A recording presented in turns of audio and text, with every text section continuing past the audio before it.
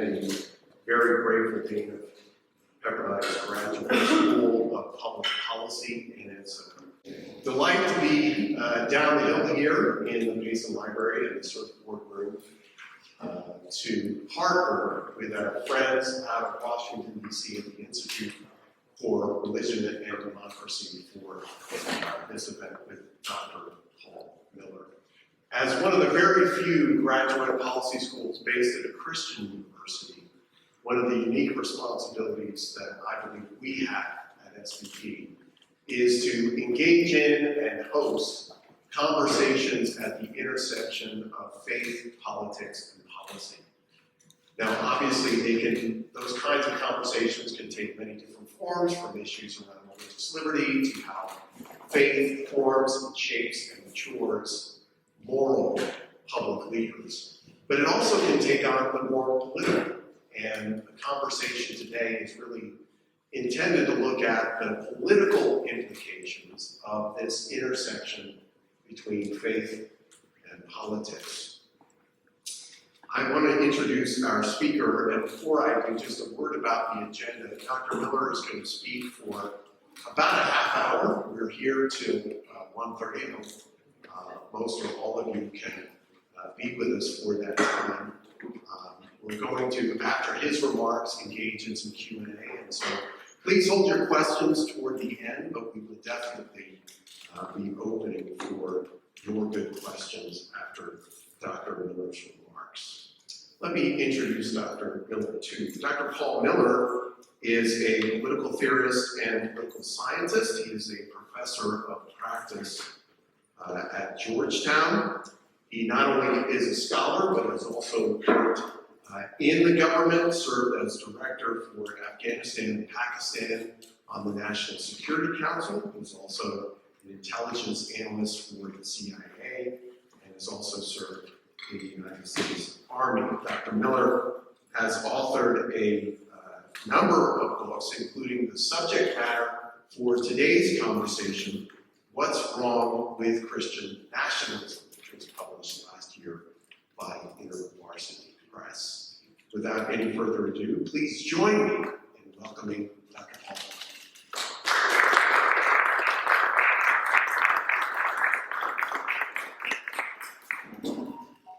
Thank you, Dean Peterson, and thank you to Pepperdine for hosting me here. I was here about 18 months ago for the IVP Academic campus, and after seeing Pepperdine and Malibu, I was delighted to get another invitation. When I was sharing with my wife that I was invited to come back to Pepperdine, I was assuring her that it was a very distinguished, important, serious event. She said, "Where are you speaking on campus?" I said, "The surfboard." I'm delighted to find that this is indeed a distinguished audience. Again, thank you for being hosted. Now, you're here to hear like about Christian nationalism, which means, by definition, you're interested probably in Christianity and in public affairs. And many American Christians are really worried about the state of our country. You've heard this narrative, I've heard it my whole life, that America is deteriorating, that culture has been changing, that public morals are worse than they used to be. And what we need to do is get back. We need to get back to some vision of what America used to be. We need to return to America as a Christian nation. Again, I've heard that narrative my whole life. I'm guessing you've heard it as well in your lives. It's a compelling narrative, and it appeals to our loyalties as both Americans and as Christians. We want America to succeed. I do. I served in the United States military. I served in government for a decade. I want the best for our country. And I'm a Christian. And because of my faith, I have a very firm idea of what I think justice looks like. So what could be wrong with me as an American Christian wanting my country to be a Christian nation? Well, you know that I wrote a book called What's Wrong with Christian Nationalism, so I won't spend my time arguing against the idea. But I do want to start actually by affirming patriotism. I want to make sure I distinguish Christian nationalism from patriotism, because my critique of Christian nationalism isn't the critique you may sometimes hear. I think you hear from the left that essentially nationality itself is in principle wrong, that we should be disinterested, cosmopolitan citizens of the world, and that we owe no particular loyalty to America. Well, I don't agree with that critique, and you're not going to hear it from me today. I want to defend patriotism. I think patriotism is not merely permissible, but I think it's actually a commendable virtue. I think each one of us should be patriots, whether you're American or a citizen somewhere else. I think we should be grateful for the places we come from. And that, I think, is the virtue of patriotism. It's a stance of gratitude, a stance of loving desire to give back, to cultivate the best of our homes, and to make it better for the next generation. C.S. Lewis wrote his wonderful Four Loves of the goodness of the love of the home, the place we grew up in, of all places fairly near these in life, the love of old acquaintances, of familiar sights and sounds and smells, the love of the way of life, the love of dialogue. I think this is good. I think this is a good, positive virtue of patriotism. I think that we should cultivate this kind of gratitude. And there's a lot to be grateful for in the States, particularly because of my background in international affairs. I know what quite a lot of the alternatives are throughout history and throughout the world today. Both the alternatives of failed states that don't work very well, and the alternative of authoritarian regimes, tyrannies, totalitarian governments. America is actually something pretty special. When we were founded and proclaimed self-evident truths, nobody else agreed with us. But today, those self-evident truths have spread to about half the world. And that is amazing. It means that American ideals are actually not unique to America. They are shared by much of the world. But they first got the most powerful expression right here. Deeply grateful for that. Nationalism is something different than that. It's not simply a name for the love of your country. Nationalism is how you define your country. Nationalism is about how you draw the boundaries around us. When you say, I love my country, well, what do you count as your country? And in particular, nationalism defines national identity by a shared culture. A shared culture. In the past, nationalism was explicitly racist, and that nationalists would say it's a white country, a country for white people. And today that's not the case. Today nationalists talk the language of culture. We are a country of, say, Judeo-Christian values, is one way we've often heard said. This is true for nationalists around the world. Nationalism, as it's been understood by its practitioners and scholars the past 2 centuries, is really about defining your national identity by a shared culture or cultural trait, race or ethnicity or religion or language or land or something, a shared trait like that. Maybe an analogy. I want you to picture in your mind a chessboard. Chessboard, right? 8 by 8 squares, 64 squares that are easily demarcated from each other. You know for sure on a chessboard that you're on the white square or the black square because there's a firm line dividing them. When a nationalist looks at the world's cultures, the nationalist says, well, it's like a checkerboard. It's like a chessboard. Every square, every culture is a very distinct, easily demarcated culture. And I know for sure that this square right here, this is not just France, it is Frenchness. It is the essence of what it means to be French. It's the Riviera, the Eiffel Tower, French cuisine, the language. And I know for sure I'm in France, and I cross one border, and now I'm in German territory. I'm in the midst of German identity, right? With Oktoberfest and sauerkraut, right? And to the nationalist, you can draw that line very firmly and know pretty easily which side of the line you belong. And once the nationalist has drawn that checkerboard, the nationalist simply proclaims that every square gets its own government. That is nationalism in a nutshell. There should be a one-to-one correlation, a perfect match between our governments and our nation cultures. Which is why we now have the phrase nation-state. There should be a perfect overlap between the nation cultural unit and the government. That does imply a certain function for government, a certain role. It implies that government, part of its responsibility is to defend the boundaries of its identity, its cultural identity. That governments don't exist just to maintain order and protect physical boundaries, but also to protect identity boundaries. That government has a job in keeping your identity, what it actually is. So Rich Lowry was the editor of Nationalism. He wrote a book called The Case for Nationalism. And he defined it this way. He said nationalism is preserving the cultural nation. Preserving the cultural nation. It's actually the job of the government is to do things, to pass laws that keep our culture the way it is, to prevent change, to kind of freeze frame it in one ideal expression of who we are. And his book has a chapter on British forebears and on the Bible. So it's the annual Protestant cultural template defines who we are as Americans. To give you a full academic definition, I apologize on this much. Nationalism is the belief that humanity is divisible into mutually distinct, internally coherent cultural groups defined by some shared trait. That each group should have its own nation, its own government, and that the purpose of government is to protect the nation's cultural identity. That is nationalism. Mind you, I didn't actually say anything at all about loving your country, did I? Right? This is entirely an argument about who counts as one of us, as what is our national identity, who we are as people. And it's actually interesting. Some nationalists come to dislike their country quite a lot because it doesn't conform to their template of what their nation should be.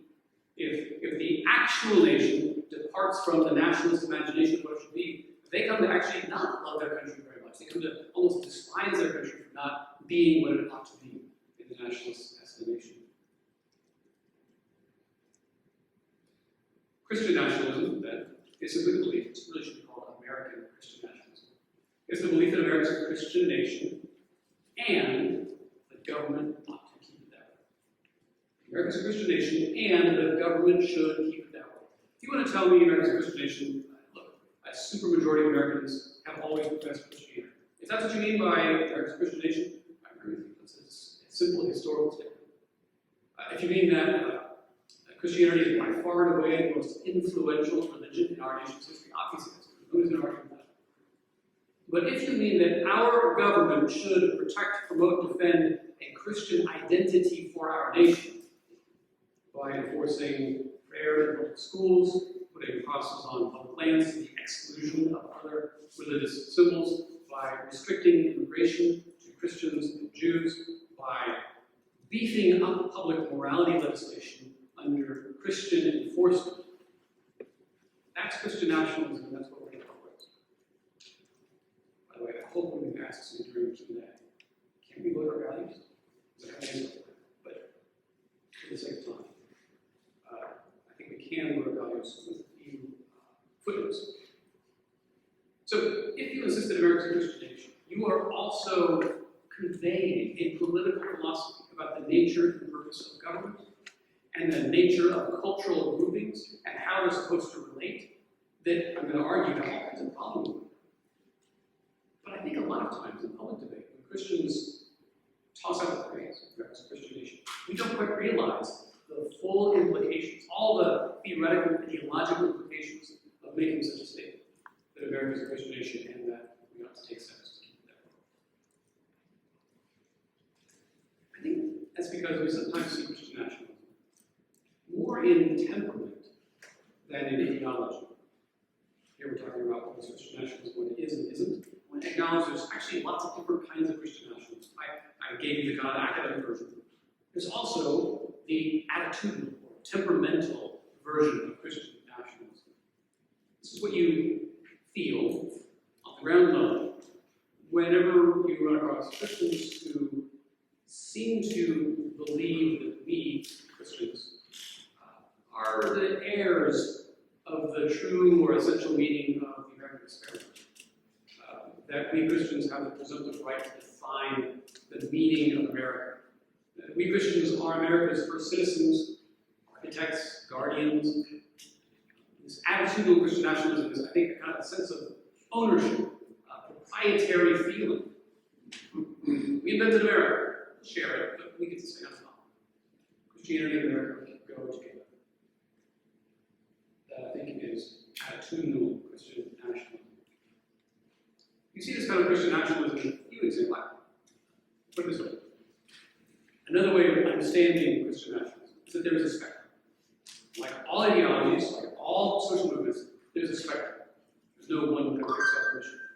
And I want to say absolutely, or affirm absolutely, that quite a lot of Christian nationalism, the attitude about it, is mainstream, broadly popular, peaceful. I think it's mistaken. I think it's theologically mistaken. I think it's constitutionally mistaken. But it's there, and it's not going to end the world. This kind of broad mainstream Christian nationalism is tweeting out Psalm 33:12. Blessed is the nation whose God is the Lord. Or maybe 2 Chronicles 7:14, if my people who are called by my name. Emblazoned on an American flag and tweeting it out on. I think that's unhelpful. I don't condone that. I think that is a pretty bad way of symbolically conflating American and Christian identity. But again, happens all the time. It's important to say that Christian nationalism also exists on a further end of the spectrum, what I would call an extremist version, an extremist end of the spectrum. This kind of Christian nationalism really takes the academic stuff that I mentioned very seriously and seeks to implement it as literally as possible. So maybe if you remember the book that came out a year or so ago, quite often it's Stephen Wolf. The book is called The Case for Christian Nationalism. And in this book, he advocates theocratic Caesarism rather than democracy. He advocates, I think it's amicable separation along ethnic lines, essentially segregation. He advocates, he says that it is morally permissible to take up arms against the United States government and seek its overthrow because it does not respect Christian values. He writes it down, black and white, clear as day, advocates the violent overthrow of the US government. I think it's fair to say this is an extreme position, endorsing political violence for the sake of a Christian nationalist vision. Unfair to tar all Christian nationalists with that brush, but let's acknowledge that brush is there. That brush is real.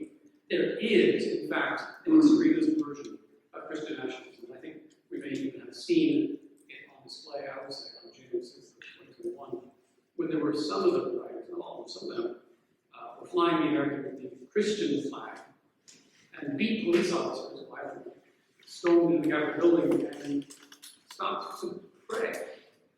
Stopped to pray. One of the rioters shouted out, "Jesus Christ, we invoke your name." And then they prayed, thanking God for the opportunity to show, quote, that this is our nation. Thank you for filling this chamber with patriots that love Christ so that the United States could be reborn. I think it's fair to call that Christian nationalism as well. In describing Christian nationalism, I think you've already seen where my critique is going to go and what the problems are inherent in it. So I'll kind of rewind a little bit, give you a bit more of the academic stuff. I have two main lines of critique against Christian nationalism. Number one, I believe that it's incoherent. That's to say, the ideas, the ideology behind it don't cohere, they are not rational. To return to the checkerboard or chessboard analogy, that is simply a false description of human culture.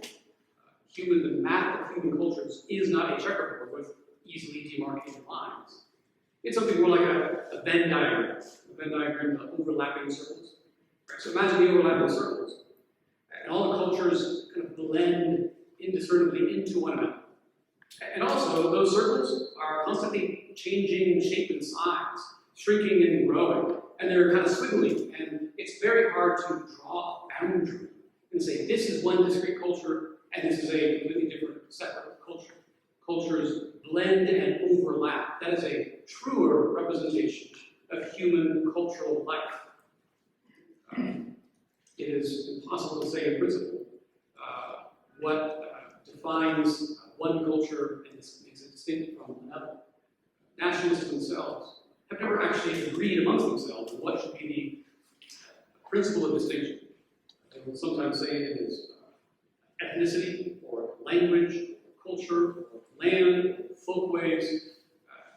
If they can't agree amongst themselves, it's unclear why we need to take the argument very seriously. Norm Mazzoni in his book says it ought to be language or religion.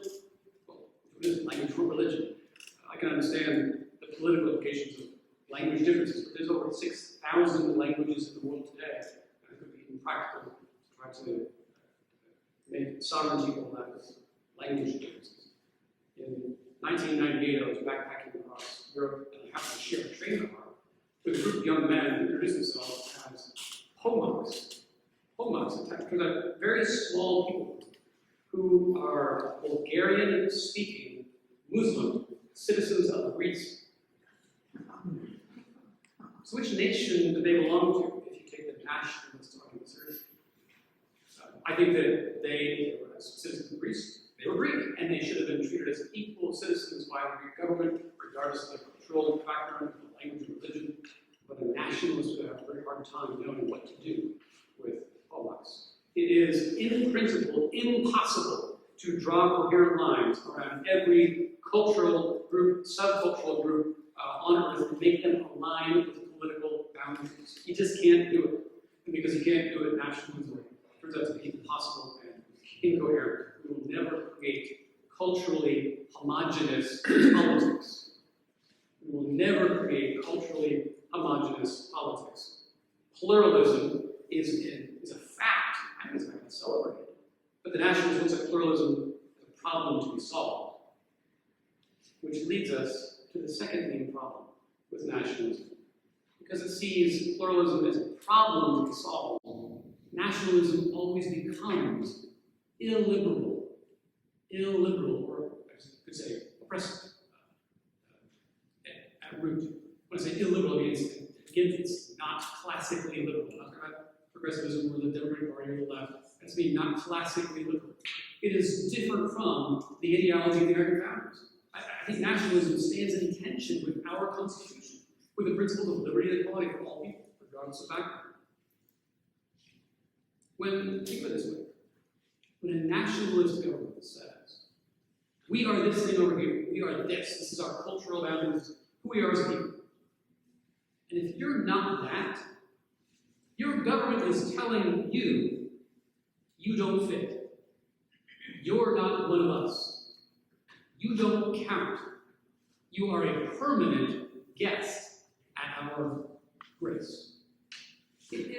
Nationalism is unloving, inhospitable, against even oppressive stance towards all minorities, cultural minorities, ethnic minorities, language minorities, religious minorities, by saying to all minorities, you're not one of us. As a Christian who wants our government, our country to embody principles of justice, I think I love my neighbor politically by advocating for equality under law. I think equality under law is a Christian principle. I think Christian politics means maintaining the rule of law, equality under law, regardless of your background, your language, your ethnicity, your religion. And so advocating for that fairness, that basic equality, that, to me, is Christian politics. But Christian nationalism seems different. Let me give you another example. I think illustrates both the incoherence and the illiberality together. I mentioned Rich Lowry before, his book, Case for Nationalism. Rich Lowry wants to make an argument that America is fine with its Anglo-Protestant heritage, and yet he wants to say it's not racist, it's not intrinsically white. Now, I agree with that, actually. I think that American culture is not wholly and intrinsically white. We have cultural influences from all over. And the example that Lowry cites is jazz. Jazz didn't come from white people. I don't know that. We wouldn't have invented jazz without me. So he says, okay, jazz defines American culture, yay jazz. But he also says we have to preserve the cultural nation.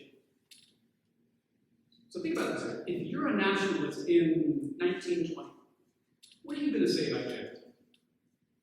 You know what the white critics of jazz said in 1920? They had some ugly, racist things about voodoo music, jungle music, very nasty things to say about that, because they wanted to preserve the cultural nation, which at the time was defined by the musical traditions of European classicism.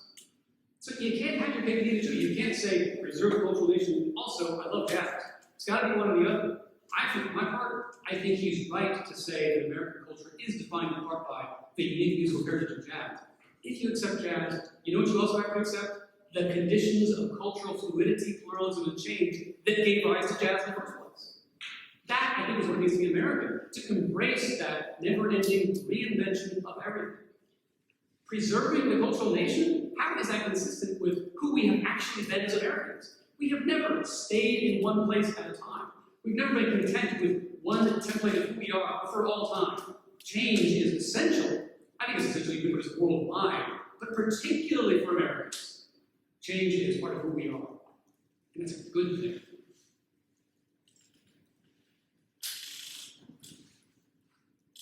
They may be wondering, is this really that big a deal? What's the stakes here?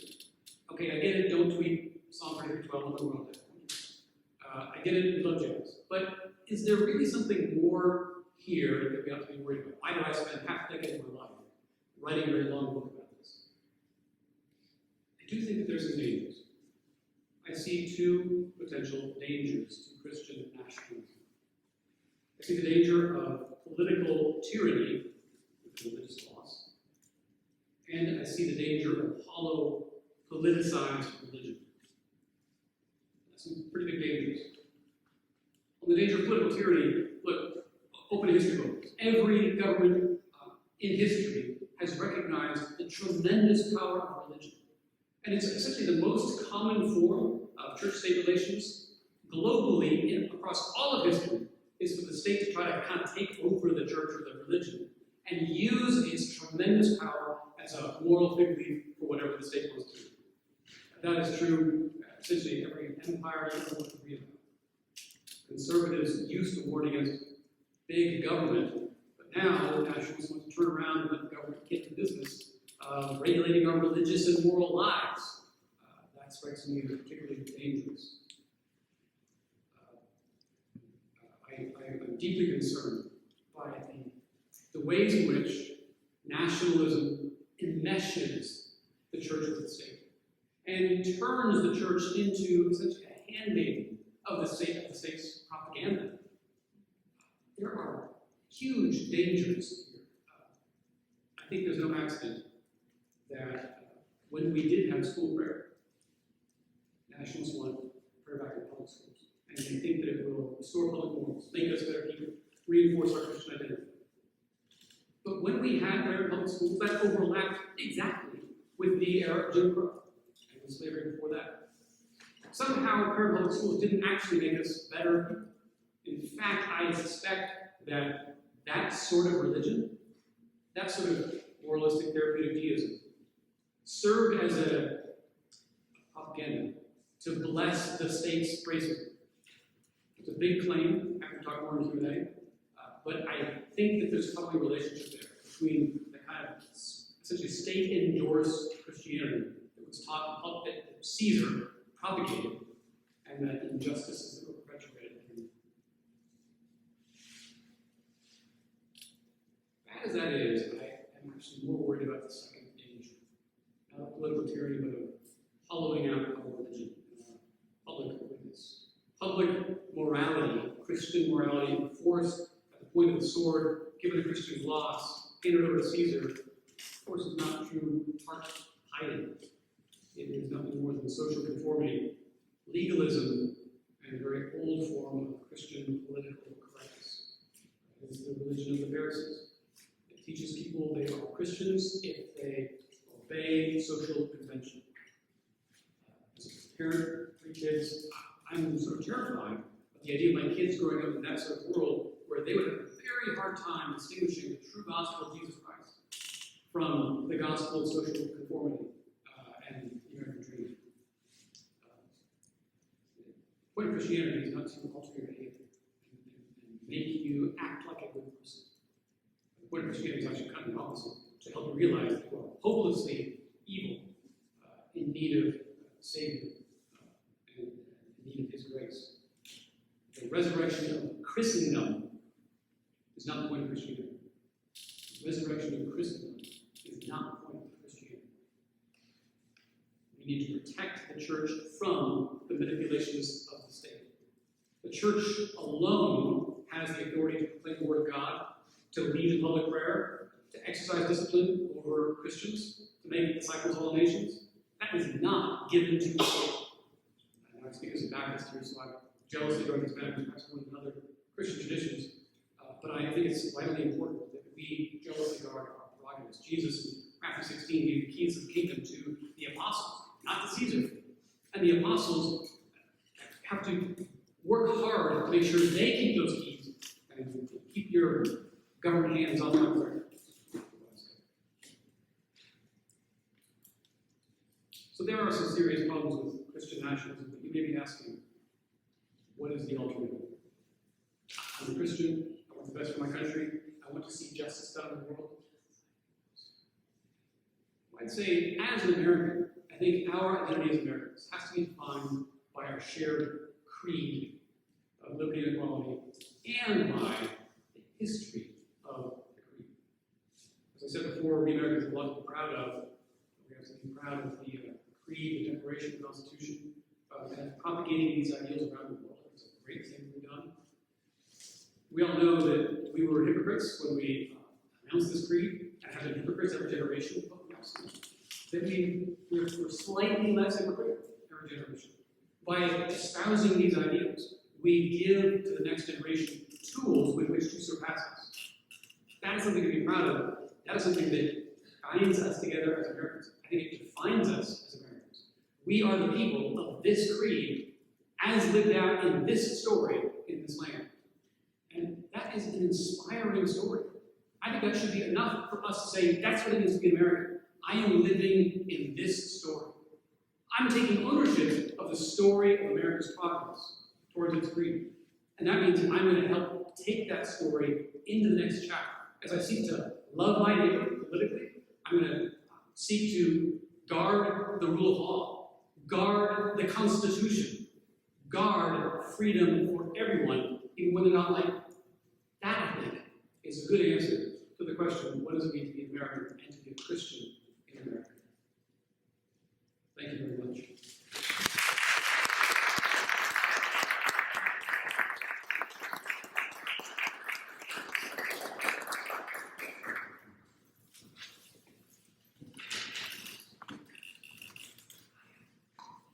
Okay, thank you so much, Dr. Miller. We're going to now enter our time of Q&A, and we'll start with one or two questions.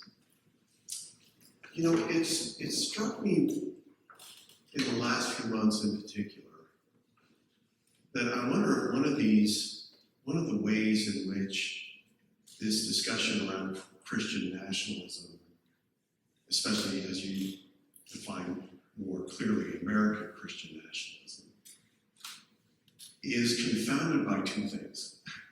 One, by the spectrum that you introduced, that there are rather benign parts of that spectrum, and then there are those, I believe, maybe outside the spectrum that are calling anything that would qualify as patriotism, by your definition, as Christian nationalism.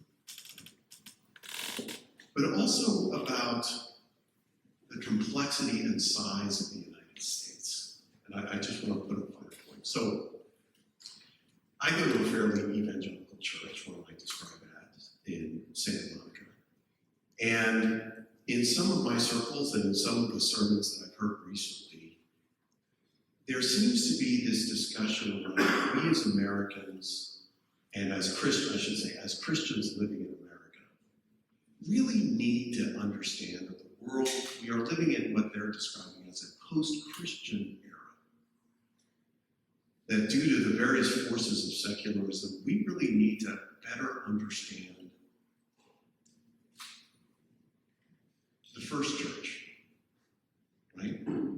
That is, we understand how the first Christians operated, albeit in an utterly non-Christian, if not anti-Christian way. We would better be prepared for this so-called post-Christian era in which we're living. And in places like Southern California, I think that's actually a very understandable position. This is a highly cosmopolitan environment. But I wonder if not everybody's buying into this post-Christian era. My brother lives in Raleigh, North Carolina. That's when I go to visit him. It's a much different environment, at least for Christians, than the one that I live in here in Southern California. And that stories circulate about, oh, those crazy Californians, look what they're passing this law saying that parents don't have to be notified that their kids are transitioning, right? That these are all evidences of what I'm being told by my church is I need to get in line with this post-Christian era. And even wondering if there was a Christian era, but at least a Christian-friendly era, is something that's triggering some of this. And I wonder if you could speak to how we should identify ourselves as Christians living in America, which in various places like Southern California has been more faith-friendly and certainly treated differently by our state government, if not our local school boards and so forth, than we are today. Should we get our minds around this so-called post-Christian era? And I wonder how that plays into this conversation around American Christian nationalism. That's a great question. And there's maybe a few rabbit trails I want to chase, and then I will answer your question. One is, you mentioned people outside the spectrum who are calling everything Christian nationalism. I've heard critics more on the left who look at pro-life advocates and say Christian nationalism. And I just don't think that's a useful way to use the label. It's not, Christian nationalism isn't every single time you advocate any policy position with a religious conviction behind it. That's not a good definition of Christian nationalism. I'm pro-life, I don't think that's Christian nationalism. I think that you'd have to look at Martin Luther King Jr. and say, oh, Christian nationalism, because he quoted the Bible extensively in his civil rights advocacy. So that's a helpful thing to do. Are we in a post-Christian America? I think we are. And I think that we do need to drop the habit of assuming we're in the majority. It's odd to me, I hear the nationalists and I hear their advocacy for certain public policies. They want to give the government the power to regulate public morals. I just want to know, which government do you trust to do that? The government we have nationally and at state levels, I wouldn't want to hit at those powers. If you want the government to regulate who gets to use a library event space, if you use that power to ban the group you want to ban, right? You know very well that next year they're going to ban Bible studies. That's going to happen. So I think it's wiser to say, well, actually, maybe everyone, right, Greens and Christians, get to use the public library. That, I think, is the right stance in a post-Christian period. The trick is, in red states, there's a belief that they're not in a post-Christian America. I suspect that we all are, but in some cultures, you have a mix of Christianity and cultural Christianity. And it's actually harder to tell the difference in those areas. And so I'd say it's still post-Christian, but a lot of the visible Christianity is cultural Christianity, and it's actually more deceptive. Does that make sense? Yeah. And I guess what I'm saying is that there are also, and I don't even mean to make this a political, say, red states or not, or red cities or not, or communities or not. But I think it is, well, this is definitely going to be me speaking. I don't think that speaks to, frankly, the Christian history of civic engagement when one is told, you just need to get right with the fact that we're in a post-Christian America. And so when legislation comes down from the state, in this case California, around certain issues that I think are legitimately arguable as being immoral, then the question comes, do you engage with that? Or do you simply say, this is just kind of the tide of history, this is kind of the way things are going. And I don't think, you pointed out King, I don't think the history of Christian civic engagement has always been one that frankly understood that people were not adhering to Christian principles and calling people to either, as King did, adhere to American principles, not necessarily Christian ones, depending on his audience, but were nonetheless inspired out of his Christian faith. And my own feeling is that I think we're in a very tenuous era right now, when Christians from the pulpit are being told that you're just going to have to kind of get used to this, whereas some are saying, no, I understand it's now much more of an uphill battle on these issues. I understand that I've never had thought that I was going to engage on these kinds of issues, what's being taught in my school, what's, different kinds of rules and regulations. But I actually believe as a Christian, I need to engage. Not as a Christian nationalist to say that America used to be X, but just as a Christian, I think that this is wrong, and this is my state that is propelling this. Yeah, so I think we're in agreement. Yeah. I reject the Benedict option. Yeah. The book a decade ago says, give up on the culture wars, withdraw from culture, give up on public life.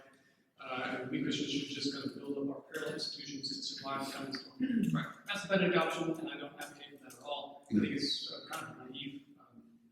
I think that recognizing that we're largely in a post-Christian culture is simply seeing accurately so that our engagement can be more well-informed. I think sometimes Christian advocacy is premised on this belief that it's still 1950, and 75% of people really agree with us if we could just get them to stand up. Sorry, that's not true. The kind of world that we believe in, quite a lot of Americans don't believe in. And many Christians have really a hard time recognizing that our views on human sexuality might actually be the minority. So that's not to give up, it's to say this is the starting line. And if we're going to make progress from, you have to recognize where we really are. I think that it is a Christian virtue to be involved in public life, to care for your neighbor, to love them politically by vote, run for office, advocate for legislation. There's a harder question on recognizing those jurisdictional lines between church and state that we can get into, but that's what I agree with. Yeah. Thank you. Stuart. I think Chandler. Follow moderate. My name is Stuart Davenport. I teach in the history program here. I consider myself to be a political moderate. The main virtue of being a political moderate is getting shot at from both sides, is my experience with this. I'm just getting to know you now. I haven't read your book, but I appreciate your talk very much. You seem like a moderate. I thought everything you said was very nuanced. If you consider some of your positions to be moderate, my question is, in what way have you received fire from the right, and in which way have you received fire from the left? You're not Christian enough, or saying, that you are Christian at all is going to get you flat from the other side. So these little places of nuance, I try to articulate a nuanced position to students, to people I'm interacting with some kind of political conversation. Just where does that fall apart? The second question, if there's time, is you mentioned America constantly changing, and we have to adapt to these changes and see ourselves kind of generationally. I'm curious what that means for conservatism, because conservatism is generally about not changing, and if we're in a kind of flow, constant change, how do conservative institutions and ideas inhabit that environment? Okay, so a lot there. One, I don't usually describe myself as a moderate. That seems to imply ideological compromise. I would identify, I still sometimes use the word conservative, but I hesitate to say it. Pre-2016 conservative. The Libertarian Party is probably closest to where I am right now, not on foreign policy, but on domestic stuff. Yes, I do receive fire on both sides, and too much of a squishy lib for the conservatives and too Christian for the progressives. That's just a fact of life. I'm politically homeless. Many of us are. Been talking about this for almost a decade now. I think it's probably safe if you feel politically homeless. I think that's kind of where we're being not to be. That gives us some independence to be a public witness with integrity, not beholden to either side. So I'm very happy there. Your second question? Changing conservatism. Yeah. Culture constantly changing. Okay, so maybe why I wouldn't want to say conservative, if it implies resisting change. I don't actually think I wouldn't make that my pole star, just resisting change. I think that we Christians ought to advocate for human unity and order and liberty. I think that's good biblical politics. If that means preserving, then preserve. If that means changing, then change. I want to preserve our Constitution. That kind of makes me conservative, right? I want to preserve our Bill of Rights. I want to preserve the sense of our history, and it tends to be more people on the right who do that. But I also want to preserve the sense of contrition and lament for the bad parts of our history. And I think that would actually do more for national unity than anything else. It is some kind of national collective mourning and lament for our national states. Truth and reconciliation. Thank you. So, this is a couple thoughts. I hope that answers your question. Yes. Hi, I have a comment and then I have a question after that. I believe that the moral and philosophical arguments that we make need to be made on a broader platform than simply the platform of faith or Christianity, because not everyone is a Christian. I'm a Christian, okay, but I have so many friends who say they're Christian but they really don't practice and they're not familiar with the scriptures and they don't really live it, okay? But our culture right now is very engaged in science. 30 years ago, almost to the day, I was pregnant with a daughter that I wanted very much, and she was diagnosed at 15 weeks as being a trisomy 18, which is incompatible with life. My doctor, who was Mormon and would not perform an abortion, sent me to someone else, and I said, well, you don't need to because I don't think I can abort my child. And he said, well, she's gonna die, or if she lives, she'll be horrifically, she's gonna be missing, everything, many organs and things like that. And I said, let me think about this. And so I went to science and I looked at the gestational stages of a pregnancy, and I knew how an abortion would take place at that stage. And whether I was Christian or not Christian, I could not do that because it involves a ripping apart and crushing of a living human being. And if somebody can convince me that a fetus is not living or that it's not human, I'll be pro-choice. But you can't prove that, can you? You know it's human and you know it's living. And so to take that life is to steal the life of an individual, unique human being. So I didn't need to base it on religion. And I was later on interviewed by Anderson Cooper when he had Anderson Cooper 360 on this issue. And I told him my story. I never mentioned my religious beliefs. He never asked me my religious beliefs. And I said, I just went to, I looked at what it entailed, and I felt it was a cruel thing to do. I wouldn't do it to a mouse, much less my own child. And by the end of the interview, he had completely, he's very, very left-wing liberal, he had completely come over to my side. And he said, there may be something to the fact that late-term abortion is really not, and then he had a doctor on, Sanjay Gupta. He revisited my interview a week later with a doctor who I thought was going to debunk everything I said. I figured he's probably some liberal, right? And he said, no, she's right. He said, we almost never have to have a late-term abortion in this day and age. It's not necessary.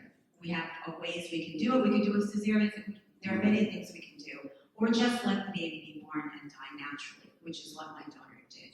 After 12 hours of life, she died naturally in my arms. And it was actually, in many ways, a beautiful thing because we saw her go to God.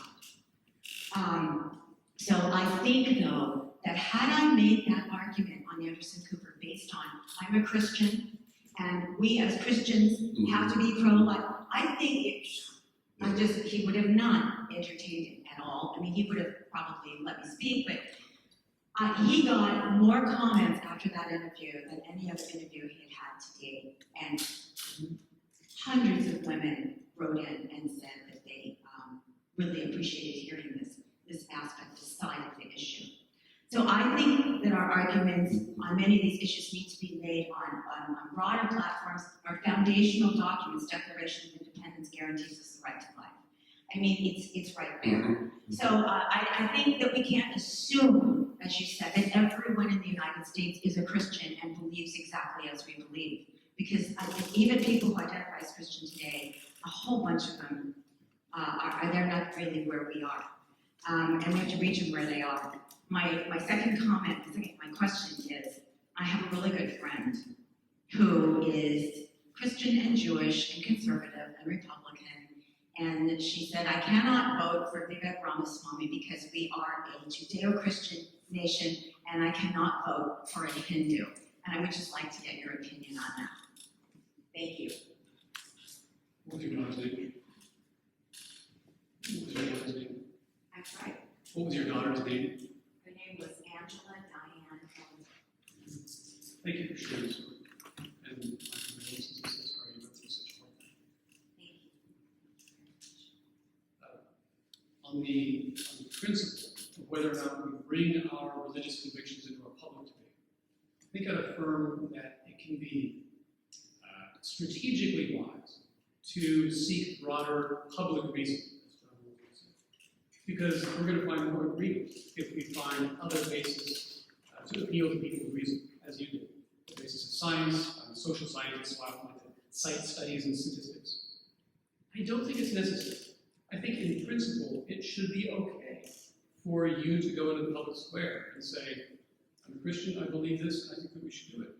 Not because you need to convert to my way of thinking, but this is what I believe, and I'm a citizen, and I count, and my vote counts. And so it doesn't really matter why I believe it. You don't get to tell me what my reasons are allowed to be. So I just want to say, strategically, I think it often is very effective to seek other reasons. But as a Christian, don't feel like your Christian reasons are second best. I heard these same arguments about Mitt Romney in 2012. Friends told me that they couldn't vote for him because he was a Mormon. I voted for Mitt Romney. I don't think it's wise for us to apply a religious test of public office in our voting decisions. I advocate for a more holistic look at a candidate, and I think it's sort of textbook Christian nationalism and say, won't vote for Hindu. Actually, I say holistic, but I've actually become a single issue voter. My single issue is the Constitution. I will vote for candidates that support the Constitution, and I will vote against the candidates that don't. Yes. Yes, hi, sorry, I haven't read your book for some minutes in it, but for example, what are some more specific examples of, oh, sorry. What are some, I guess, more specific examples of, you said your fears about Christian nationalism? Who should I be looking out for, or what sort, because, I mean, I live here another blue state. And I'm a Christian and conservative, so I'm like, oh, well, I've never heard of it. I don't know a lot about that, but I would also like to ask you about, it's interesting about prayer in school, as someone that is a supporter of Pepperdine, my son goes here, which is a Christian school, and both my kids went to Catholic schools, and, through high school. When you talk about prayer in school, they want to get rid of prayer in school. And Christians in schools specifically have, certainly in California, gotten smacked around. And it's made fun of, and you know what I'm saying? They keep trying to take it out. It's like, well, if you're in a Catholic school, where my kids went, there are people that are Catholic, and we're Catholic, so they pray, they kind of care about it. So those issues to me would seem mighty confusing about the prayer in school specifically. And someone wants to support Pepperdine. If they want to pray here, it's a Christian school. And I like Pepperdine because they walk the walk and talk about, you know what I'm saying? So, yeah. So just to be as clear as I can, all those comments about prayer in schools are about prayer in public schools. Before 1963, public schools in America were led by a prayer. Government teachers would lead students in prayer. but the state legislature in California, they passed big old stuff, right? Yeah. So I totally affirm associational freedom, religious freedom, churches, Christian schools. My kids go to a private Christian school. Of course, they pray there. That's entirely appropriate. It's really just at public schools that we should have. Very good. More broadly, your comment illustrates this book about Christian nationalism, talks about it, and the people who are most interested in reading the book and hearing the message are the ones who least need it. You probably don't have many examples of Christian nationalism in the greater Los Angeles area. You probably don't. I'm more worried about Christian nationalism in Idaho, and I'm more worried about the left in California. There's different forms of illiberalism. And illiberalism is really what I'm getting at across the spectrum. And the illiberalism that is most dangerous is the one that surrounds you and you're least likely to see. And there's a lot of left-wing illiberalism, I think, in California. There's a lot of right-wing illiberalism in Idaho, Montana, and South and Midwest. So there's the answer to the question. I'm agreeing with you that you may not see a lot of examples of Christian nationalism here because there's different forms of political danger. Yes. So I wanted, thank you. I wanted to ask if you could expand on your definition of nationalism, because from what I was hearing, it seemed like your definition was much more, based in the nationalism, the historical nationalism of maybe the 20s versus right now when I listen to pundits or read things, and my own personal, what I would consider my nationalism is more based off of what we're dealing with right now versus a world that is trying to localize more with, UN and different global policies that are trying to be pushed onto America. The opening of borders, C40 cities, everything that they're, all the SDGs, SDG4, UNESCO, and how they state things like, like for instance, SDG4 in its implementation discusses, shared values and global citizenship, but the values, the shared values of whom? So for me, nationalism means, American nationalism means believing in the Constitution, believing in shared visions of liberty, and I don't think that my version of nationalism is the same as the historical version of nationalism.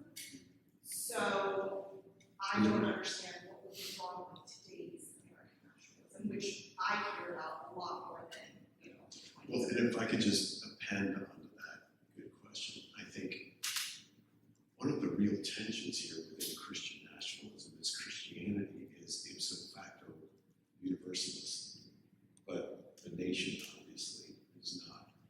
And that tension between a universalist faith with a particularist human existence is, I think, contributing to part of this tension too. But please, do this question. So I think I have a couple of things I want to say. One is that the nationalism of the 20s and 30s didn't go away, and it's still very much part of the nationalism that's been resurgent around the world. So I talked almost entirely about American nationalism, but it's actually nationalism has been resurgent around the world. In Hungary, and in Poland, and in Brazil, and in Russia, and in the United Kingdom, with Brexit. And it really is the old style nationalism. There's a lot of blood and soil nationalism, a lot of nationalism and ethnicity. America's always a different case, it always has been because of our weird history and United Kingdom. Except not necessarily that different. American nationalism for the civil rights movement was old style racial nationalism, racial and sectarian nationalism. So that was definitely the case before. To confuse the debate, we live in an era of high polarization, and the advocates of nationalism have also framed nationalism as opposition to globalization. And it's kind of both things at once. Let's define our nation in these terms and fight back against the globalists who want to run our lives. I want to be careful how I speak here. The effort to resist the encroachments of globalization is not necessarily the nationalism that I talk about, but it does overlap with it sometimes. I would affirm the importance of national sovereignty. I absolutely affirm the importance of national sovereignty. Don't believe in world government. The thing is, I don't think anybody does. If that's what you think of as globalism, it's a bit of a boogeyman, it's a bit of a straw man. There's actually not a lot of people who seriously advocate it. But anyway, I think you and I agree that we're not for world government. So affirming the principle of national sovereignty doesn't make either you or I a nationalist on the way I use the term. It does sometimes overlap with the nationalist agenda, but it doesn't have to. Does that You make don't sense? agree that countries should have national values? I mean, my parents are immigrants, and I think that there has to be, 43 years I've been on both sides, thinking about it, there has to be some kind of, a certain amount of assimilation into a national culture, otherwise there is no nation. And then you have, an immigration policy where you, anyone that doesn't believe in those national values, at some point, there are going to be more people who do not believe in the values of the Constitution, say. So I think that immigrants should assimilate to the Constitution, to our history, and I'm going to say to our language as well, not to the exclusion of any home language, but in addition to. I think it's entirely fair to ask immigrants to assimilate to that, which is different than assimilating to a Judeo-Christian cultural template. See the difference? No. Entirely. I'm sorry, I don't see the difference because I see values stemming from Judeo-Christian values. Thank you for clarifying the issue, because this actually is the perfect expression of nationalism. The belief that our Constitution, our Declaration, are inextricably entwined with our Anglo-Protestant heritage, that you can't have the one without the other, that you can't have the principles of liberty and equality without the Anglo-Protestant heritage. That's very much, Donald Trump said that in his speech in Warsaw in July of 2017. So I disagree with that perspective, in part because I observe the success of democracy around the world over the past 250 years, particularly the past 70 or 80 years. As I said before, when we espoused our self-evident principles, nobody agreed with us. But they do now. Half the world agrees with us. It kind of proves that such ideals can be practiced in other cultural contexts. Non-Anglo, non-Protestant countries have come to adopt and adapt to democracy quite well, quite successfully. And that says to me, it's okay if our culture changes, because as our culture changes, it doesn't say anything about the life and death of democracy here. And on the point about immigrants, I just say that immigrants come here because they like what we stand for. They want, so they would hardly make the destruction of our way of life their first order of business. Samuel Huntington, in his book, writes. I disagree. No, okay, so Samuel Huntington, in his book called Who Are We, says that he's very worried about Hispanic immigration because he thinks that it's going to change our culture, and therefore we'll lose our freedom. So that's one version of this argument. In fact, every country in Latin America is a democracy, except Cuba and Venezuela. So I don't think that Hispanic immigrants from here are going to be somehow undemocratic. They're not Anglo-Protestants, but there's no particular reason to believe that they won't support democracy. But they share a Christian religion and faith. I think the difference is those who don't share the basic foundational Judeo-Christian values. Sorry. Yeah, I just want to, I know we're up against time, and I want to get to two of our students. I just highlight democracy in India and Japan. So last two questions, I just want to get Mr. Mitsui. Thank you. I hope my question will dovetail well with the previous one. So I appreciate your comments on upholding the values of the American family and the values that were espoused. So my question was, and it's kind of two-part, and I think you've answered the first, which is the second, but could the American founding have occurred under the conditions of any other religious culture than a Protestant Christian one? And if it couldn't, which many of our founding fathers insisted that it couldn't, then how is it possible to say that American values and the founding of this country are not intrinsically intertwined? I think it's highly likely that classical liberalism would always have originated only in a Christian society because of the emphasis on individual conscience, and in Protestant society because of the emphasis on individual conscience. But there's a difference between originating precondition, originating condition and necessary precondition for the future. Right? So it probably would always have arisen only in this kind of society. But that says nothing at all about its practicability elsewhere. Doesn't that make it a part of Christian values? Even if it can influence other parts of the world, and I think it's wonderful that it influences part of the world, but if it can only originate under Protestant Christian conditions, how is it not intrinsically linked with Christianity? How can you separate that if it couldn't have arisen under any other conditions? There must be something linking the two. Why is it so important to claim it for Christianity? Why? I find it so, I've had this argument quite a lot, where it seems very important to people to be able to claim credit for the invention of democracy. It's not just credit. Christians are being provoked. Let's keep the conversations here between question and To respond directly, because I don't believe democracy is itself an actual moral value. It's a system of government. We believe it leads to good outcomes. If we don't want oppressive authoritarian governments, then that's fine. But I don't think anyone's convinced that just because people are voting, if they don't share Christian values, that you're going to get the same outcomes. You mentioned South American countries. I just recently spent 2 weeks in Colombia, where prostitution is rampant and is horrible, and women are abused because they voted for it, because they want that in their country, and that is what they were led to democratically. They want abortion here. We voted for many terrible things in this country as well. I mean, go to so there's nothing about us that kind of proves that our way of doing things is superior. I do think that democracy has an intrinsic value to it. I think that democracy is the golden rule translated into political institutions. I treat you as an equal citizen with equal rights because I want you to do the same for me. I think that is a Christian principle made into political institutions. That's a good thing. It's another reason why I think it probably would have arisen only in a Christian context. But I just look at the data around the world. It is so powerful that societies must copy it or get left behind. Half the world has copied it, the other half is getting left behind. And if other countries that are not Christian and not Western in any sense, like Japan, like India, like Botswana, and I could go down the list of 3 or 4 dozen countries in Africa and Asia that are democracies today, then I feel pretty relaxed about cultural change and the survivability of democracy. I just don't see that they are necessarily tied. Our culture has always changed. We're hardly the same country we were 250 years ago, yet we're still a democracy. So I think we can relax a little. let's go to last question.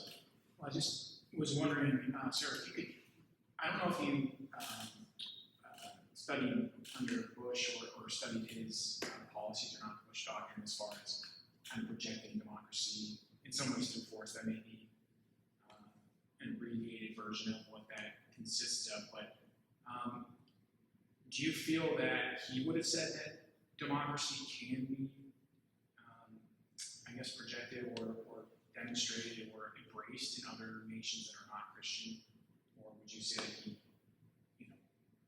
would be kind of opposed to that? Kind of dovetailing on these conversations. Not only would he, but he did. He said very clearly and explicitly in the second inaugural that freedom is for all peoples, and that it is not the right, it's not the exact phrase. I quoted chapter 1 of the book. No nation owns these principles and no nation is exempt from them. I think is exactly what he said. He believed, and I believe, that there's nothing uniquely Western about not wanting to be oppressed. The only people who argue that some countries aren't fit for democracy are the people who are running those countries. It is the rich men of the ruling tribe who always argue against democracy because they're in charge and they have everything to lose from democracy. It's every other group. It tends to be women and minorities, ethnic, religious, linguistic minorities, who understand that their only shot at a decent government is something like a democracy. And so they love the idea of democracy. The problem in Afghanistan wasn't democracy. I tell you, almost all the Afghans loved it except the rich Sunni Pashtun men in southern provinces. They didn't. But everybody else loved it. I wrote a whole book about Afghanistan, so we can talk about that forever. But I would agree with Bush that, and with Reagan, that the basic principles of order, liberty, and freedom can be practiced by anybody. Please join me in thanking Dr. Miller.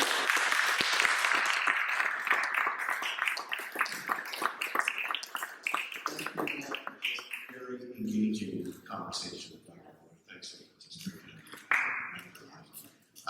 Just a quick note before we adjourn, to put on your calendar, the next SPP event is set for October 26th. It's a conference on public safety. It's called Revisiting Broken Windows, and we are going to have Rafael Manuel from the Manhattan Institute keynoting, representatives from the LADA's office, as well as a number of criminologists and scholars on issues of public safety. That again is on October 26th. That event is up online. You can register.